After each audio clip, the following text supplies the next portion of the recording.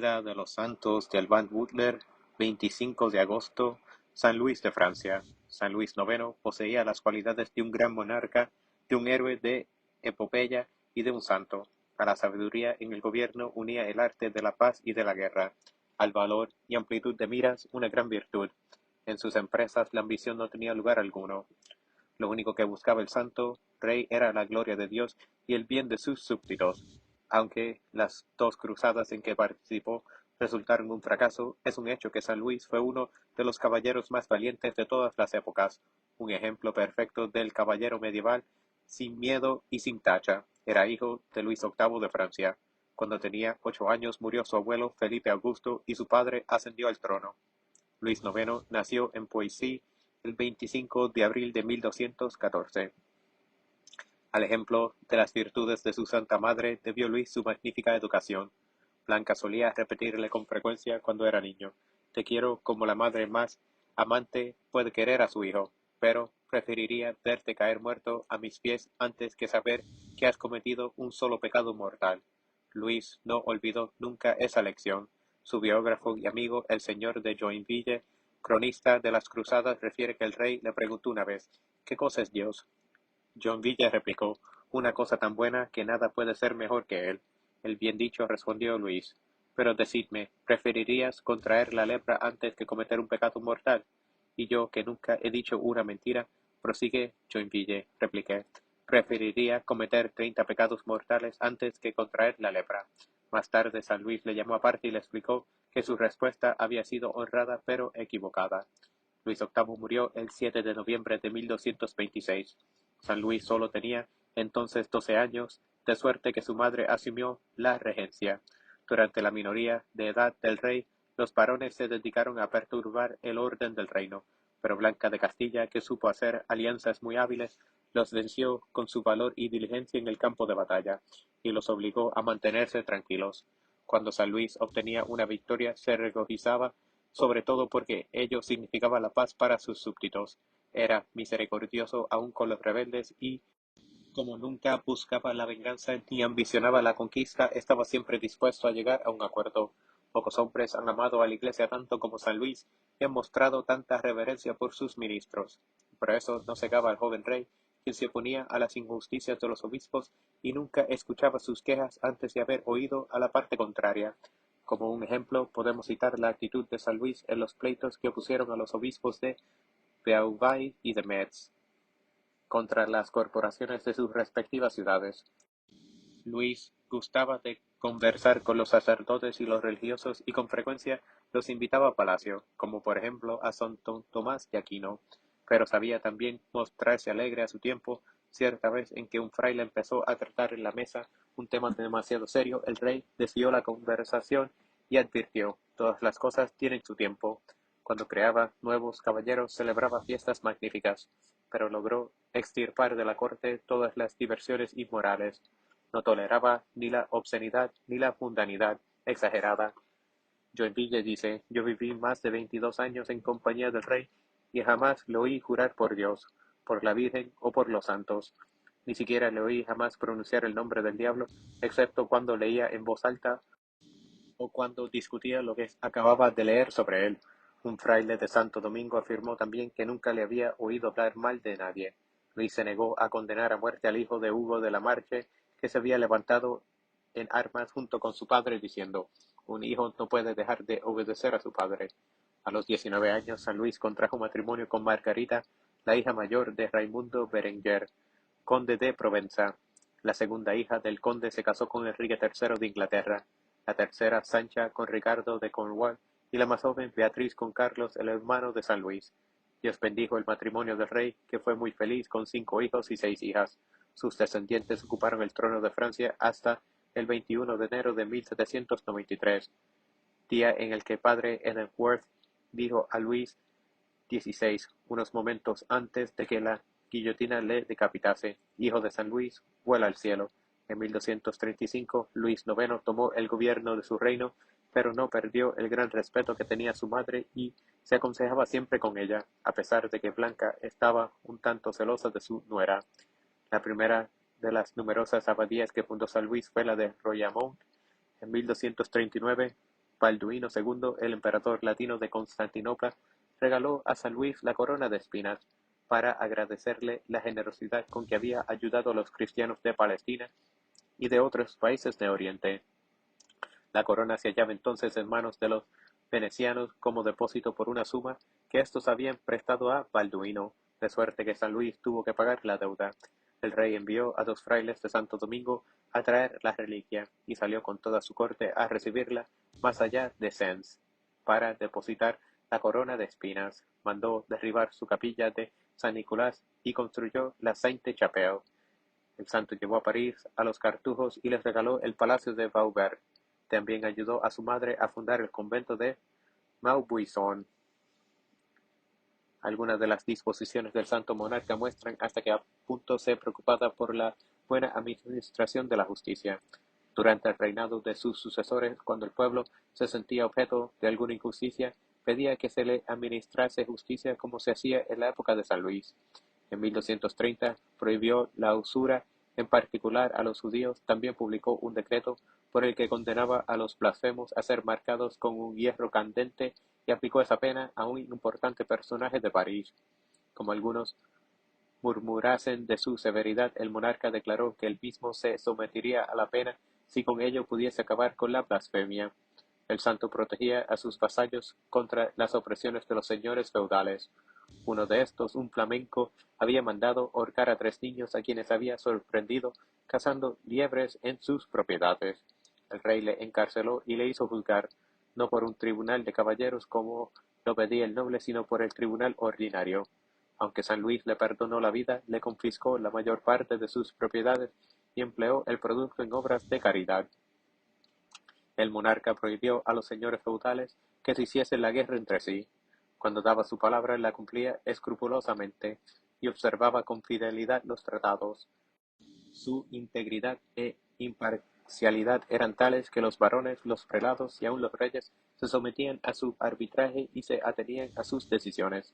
Poco después del comienzo del reinado de Luis IX, Hugo de Lusignan, conde de la Marche, se rebeló. Sus estados formaban parte del Poitou, y él se rehusó a prestar homenaje al conde de Poitiers, hermano de San Luis. La esposa de Hugo se había casado en primeras nupcias con el rey de Juan de Inglaterra, y era la madre de Enrique III. Este acudió pues en ayuda de su padrastro. San Luis derrotó a Enrique III en la batalla de Taillebourg en 1242. El vencido se refugió en Burdeos y hasta el año siguiente retornó a Inglaterra e hizo la paz con los franceses.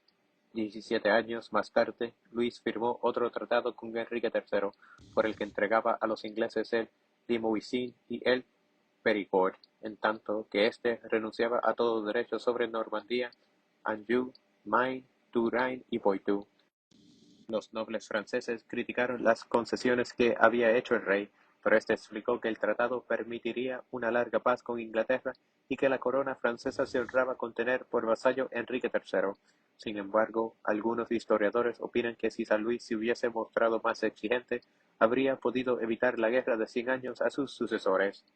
En 1244, al restablecer de una enfermedad, San Luis determinó emprender una cruzada en Oriente. A principios del año siguiente escribió a los cristianos de Palestina que iría a socorrerles en su lucha contra los infieles lo más pronto posible. Como se sabe, los infieles se habían apoderado nuevamente de Jerusalén unos cuantos meses antes. La oposición que el rey encontró entre sus consejeros y los nobles, los asuntos de su reino y los preparativos de la cruzada dilataron la empresa 3 años y medio. En el 13º Concilio de León se estableció un impuesto de 1/20 sobre todos los beneficios eclesiásticos durante 3 años para ayudar a la cruzada. A pesar de la violenta oposición de los representantes de Inglaterra, esto dio ánimo a los cruzados y San Luis se embarcó con rumbo a Chipre en 1248, acompañado por Guillermo Longsword, conde de Salisbury y 200 caballeros ingleses. El objetivo de la cruzada era Egipto. La toma de Damieta, en el delta del Nilo, se llevó a cabo sin dificultad y San Luis entró solemnemente en la ciudad, no con la pompa de un conquistador, sino con la humildad que convenía a un príncipe cristiano. En efecto, el rey y la reina iban a pie, precedidos de los príncipes y caballeros del legado pontificio. El monarca decretó severos castigos contra el saqueo y el crimen. ordenó que se restituyese todo lo robado y prohibido que se matase a los infieles, si era posible hacerlos prisioneros. Pero a pesar de todas las preocupaciones de San Luis, muchos cruzados se entregaron al pillaje y la matanza. Las crecidas del Nilo y el calor del verano impidieron al rey aprovechar la ventaja que había conseguido y tuvo que esperar 6 meses antes de atacar a los sarracenos que se hallaban en la otra ribera del Nilo. Siguieron otros 6 meses de luchas enconadas en las que los cruzados perdieron muchos hombres, tanto en las batallas como en las continuas epidemias. En abril de 1250 San Luis cayó prisionero y los sarracenos diezmaron su ejército. Durante el cautiverio, el rey rezaba diariamente el oficio divino con sus 2 capellanes, como si estuviera en su palacio. A las burlas insultantes de los guardias respondía con tal aire de majestad y autoridad que estos acabaron por dejarle en paz. Cuando San Luis se negó a entregar sus castillos de Siria, los infieles le amenazaron con las más ignominiosas torturas. El santo monarca repuso serenamente que era su prisionero y que podían hacer lo que quisiesen de su cuerpo. El sultán le propuso devolverle la libertad y la de todos sus caballeros a cambio de 1 millón de onzas de oro y de la ciudad de Damieta. Luis respondió que el rey de Francia no podía pagar su rescate a precio de oro, pero que estaba dispuesto a entregar Damieta a cambio de su libertad y 1 millón de onzas de oro para que sus vasallos quedasen libres. Precisamente entonces el sultán fue derrotado por los emires mamelucos, quienes devolvieron la libertad al rey a sus caballeros al precio convenido, pero asesinaron traidoramente a todos los heridos y enfermos que se hallaban en Damieta. San Luis partió entonces a Palestina con el resto de su ejército. Ahí permaneció hasta 1254. Visitó los santos lugares, alentó a los cristianos y reforzó las defensas del reino latino de Jerusalén. Después de recibir con profundo dolor la noticia de la muerte de su madre, que ejercía la regencia en Francia, San Luis volvió a su patria, de la que había estado ausente 6 años. Angustiado por el recuerdo de la opresión que sufrían los cristianos en el Oriente, portó siempre el signo de cruzado en sus vestimentas para demostrar que estaba decidido a volver a socorrerles. La situación de los cruzados empeoró rápidamente ya que entre 1263 y 1268 los mamelucos tomaron Nazaret, Cesarea, Jaffa y Antioquia. Hacia 1257, Roberto de Sorbonne, un canónigo de París muy erudito, fundó en la ciudad la escuela de teología que más tarde se llamó La Soborna. Roberto era amigo personal de San Luis, quien en ciertas épocas le tuvo por confesor, de suerte que el monarca apoyó con entusiasmo su proyecto y le ayudó a realizarlo. San Luis fundó también en París el Hospital de Ciegos de Quincevins, los 300, llamado así porque al principio albergaba a 300 enfermos. Pero no fue eso todo lo que el santo hizo por los pobres. A diario invitaba a comer a 13 indigentes y mandaba repartir alimentos cerca de su palacio a una gran multitud de necesitados. En la Cuaresma y el Adviento daba de comer a cuantos se presentaban y con frecuencia se encargaba personalmente de servirlos. Tenía una lista de los necesitados, sobre todo de los pobres vergonzantes a los que socorría regularmente en toda la extensión de sus dominios. Aunque no se ocupaba personalmente de la legislación, tenía verdadera pasión por la justicia y, gracias a ello, pudo transformar la institución feudal de la corte del rey en un verdadero tribunal de justicia, a cuyas decisiones se sometían los monarcas, como en el caso de Enrique III y sus varones. El santo se esforzó por sustituir el recurso a las armas por el arbitraje y el proseo judicial.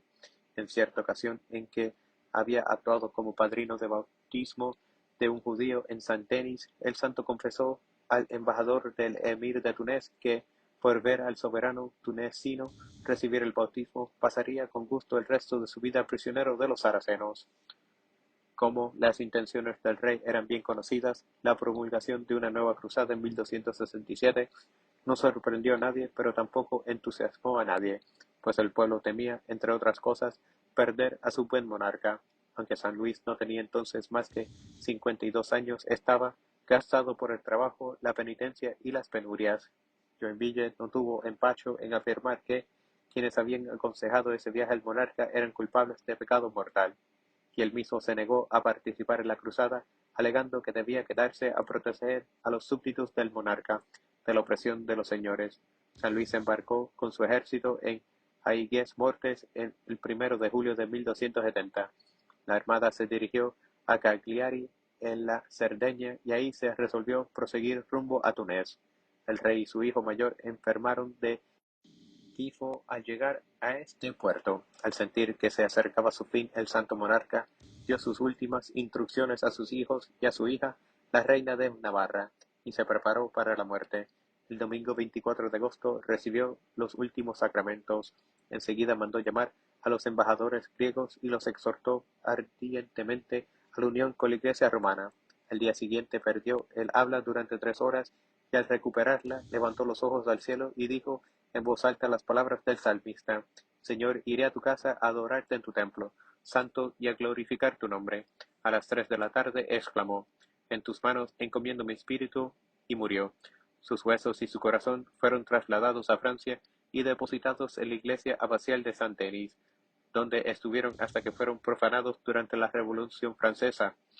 San Luis fue canonizado en 1297.